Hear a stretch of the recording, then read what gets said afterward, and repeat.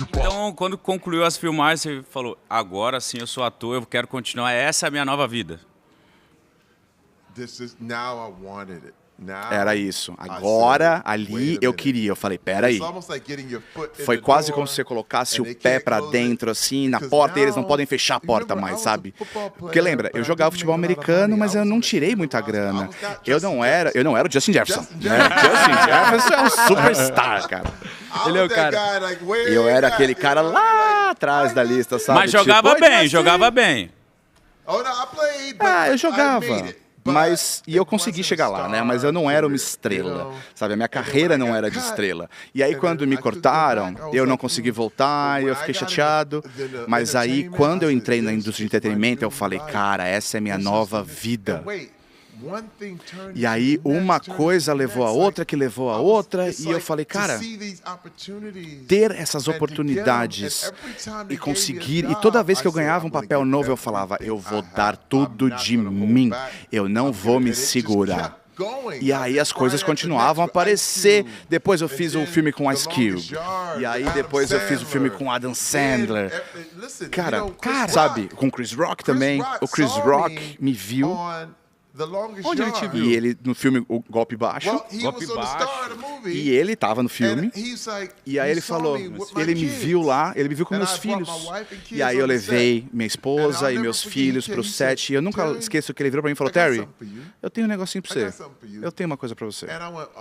E eu falei, o quê? Ele falou, não, espera aí. Aí eu voltei pra casa e tinha o roteiro pra Todo Mundo Odeia o Chris na minha porta. Não é louco isso? É muito maluco. E uma coisa é, todo mundo por aí precisa se lembrar de que todos estão de olho em você o tempo inteiro. É por isso que você não dá pra falar, hoje eu não tô nem aí. Não, porque é nesse dia que as pessoas vão estar te olhando e ali era a sua oportunidade.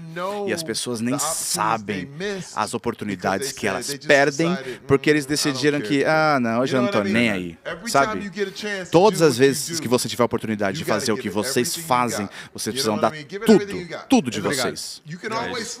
Você pode deixar para dormir depois, você dorme um pouquinho mais tarde, tá tudo certo, mas quando você tem a oportunidade de pegar esse microfone, ficar na frente da câmera ou fazer seja lá o que for, vocês têm que dar tudo de vocês, cara, porque vocês não sabem quem está olhando, vocês não fazem ideia. E eu aprendi isso, de dar tudo de mim, e aí isso ficou transformando em novos trabalhos. Deixa eu tirar uma dúvida de fã, vai. Eu quero saber, quando você falou, você chegou em casa, o roteiro estava lá. Quando você começou a ler o roteiro, qual que foram as suas primeiras sensações? Você já imaginava que aquilo ia virar um sucesso mundial? Como que foi? Foi perfeito. Primeiro, ler aquele roteiro me lembrou da minha criação. E olha, aí que tá. Quando eu olho pro Julius, e o meu pai era maldoso, mas meu pai trabalhava. O meu pai trabalhava 2, 3 empregos, sabe? E o que eu queria fazer era, cara, porque lembre-se só, o Julius é o único personagem do Todo Mundo Odeia o Chris que tem o nome de uma pessoa de verdade. Então, aquele realmente era o pai do Chris Rock que faleceu.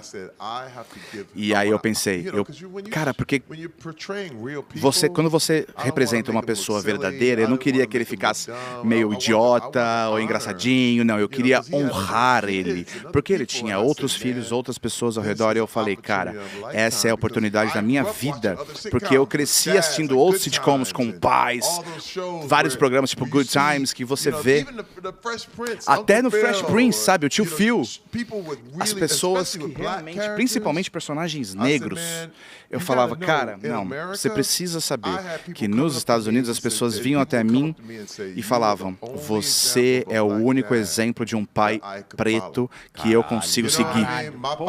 Sabe, o meu pai não estava em casa, presente, mas eu fingia que você era meu pai. E eu falava, mano, isso é importante, cara. E aí, quando eu li aquele roteiro, eu tava tipo, o Julius é um homem que ama a Rochelle. Ele ama a família, mas ele mantém a parada real, ele não tá de brincadeira. Apaga essa luz, né? São 2 centavos por hora essa luz. Ele tentava fazer tudo dar certo. E ele sabia que se eles não pagassem um mês de aluguel, eles estavam na rua, sabe? Ele sabia de tudo isso. Então essa é a paixão, mas ele nunca era maldoso com a família. Tudo perfeito. Você fazia muitas perguntas pro Chris Rock, como o Julius era o pai real ali, e você questionava ele muito. Pô, como ele faria? Porque, porra, você estava lidando com o pai do cara que não estava mais ali, né? Olha, o que foi muito bom é que eu comecei, mas conforme os roteiros surgiam, eles falavam de fato o que tinha que acontecer, sabe? Você via a maneira com a que eles escreviam o roteiro e eu falava, cara, eu só preciso adicionar humanidade, sabe? Ele não é um personagem de desenho animado, é uma pessoa real. Então, adicionar a humanidade a isso era necessário. E olha, o Chris falava, não me pergunta mais nada, você já é ele. Eu comecei com essas perguntas e tal, mas ele falou, não, tá perfeito. Tá perfeito. E eu falava, nossa, o que? Ouvi isso, cara, do filho do Julius. E olha, o Chris Rock dedicou toda a carreira de comédia dele ao pai dele. Você sabe que... Mas se você prestar atenção, você dedicou toda a sua carreira pra sua família, cara. Tipo, o que você fazia pequenininho já era o que você é hoje, sabe? Você veio aperfeiçoando. Acho que a nossa família é o nosso guia, assim, sempre será. Mas eu queria salientar esse lance porque você realmente foi pai de muita gente pelo Julius, assim, sabe? Porque acho que todo brasileiro olhou e falou assim, meu pai é assim. Se não for meu pai, minha mãe é assim. Porque realmente é algo muito que tá dentro de casa, sabe? Tipo, desliga a luz, eu não sou sócio do dono da água. É real mesmo, assim. Eu acho que o Todo Mundo Odeia o Chris é algo que eu sei todos os episódios, é a minha série de conforto pra dormir, sabe? Também, que eu vou sempre colocar ali. Então é algo que é engraçado, mas ela ensina tanto. Ela é tanto sobre família, sobre uma família negra também, que dificilmente a gente vê na TV, sabe? E... isso é muito, muito, muito, muito bonito, muito importante. E eu queria saber até demais de histórias de bastidor de Todo Mundo Odeia o Chris, porque, assim, por exemplo, a gente estava aqui com o Justin Jefferson anteriormente, e a gente brincou com ele do sonho americano, de estar dentro de uma escola, e a escola americana, e, pô, já deu tudo certo. E com o Chris, a gente vê que a escola americana não é do jeito que a gente imaginava. Pelo menos, não todas. Entende? Não. No Chris mostra que, tipo assim, tem racismo pra caralho, o moleque sofre muito e sofre sozinho, porque os pais têm que estar trabalhando, sabe? Então, eu me vi no Chris, me vi várias vezes no Drew também, ou na Tônia, ou até no Julius, enfim. Fala mais de Todo Mundo Odeia o Chris, cara, porque é tão especial pra gente, sabe? Olha, uma coisa que eu quero falar aqui é que eu espero que todos realmente consigam entender, e eu quero falar isso da forma certa.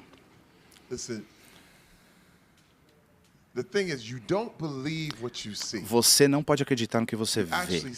Você, na verdade, vê o que você acredita. E é isso que eu quero dizer. É tipo, o que você acredita molda como é o mundo para você. Mas não é do outro jeito. As pessoas falam, não, você não está recebendo informação. Não, você já tem informação. E agora você vê o mundo através da informação que você tem. E o que é tão incrível e o que é tão lindo sobre até a minha vida, a vida do Chris, tudo, é que teve uma época que eu pensei, tipo, mano, tadinho de mim, tudo foi ruim, mas não.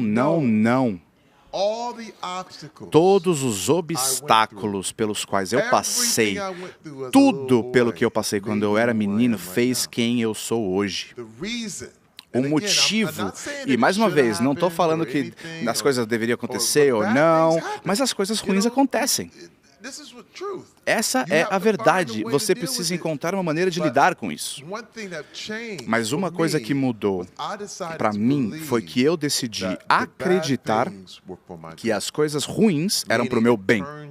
Ou seja, elas iam me transformar. Esses obstáculos fazem que eu seja quem eu sou. Assim como levantar peso pesado. Sabe, o peso pesado faz você ser mais forte. E o povo brasileiro é tão lindo e tão incrível, é por causa das coisas pelas quais esse povo passou.